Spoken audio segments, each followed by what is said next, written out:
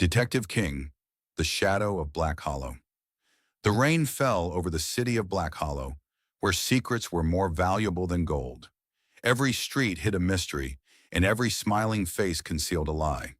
Among all detectives, one name inspired both fear and respect: Detective King.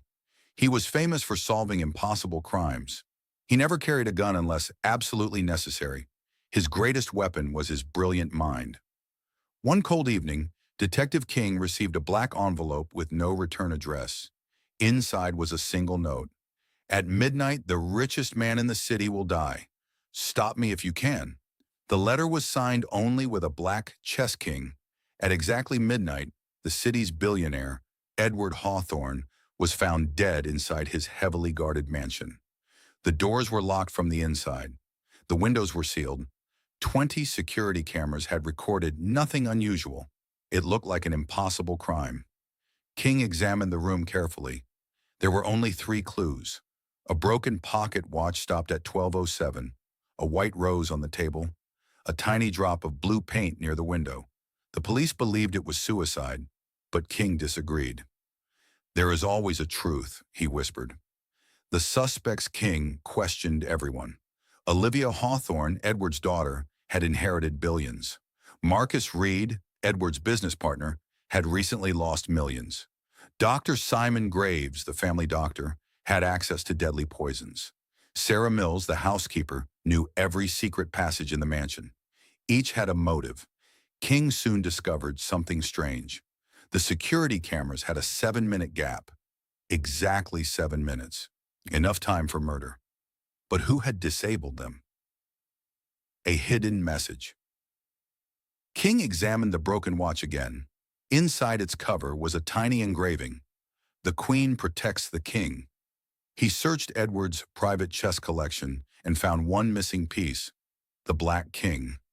Suddenly, everything connected. The murderer had left the Black King symbol in the letter on purpose. It wasn't a signature. It was a clue. The secret tunnel. King searched beneath the mansion and found a forgotten tunnel leading to an abandoned church. Blue paint covered the tunnel walls. The paint matched the drop near the window. Someone had entered through the tunnel while the cameras were offline.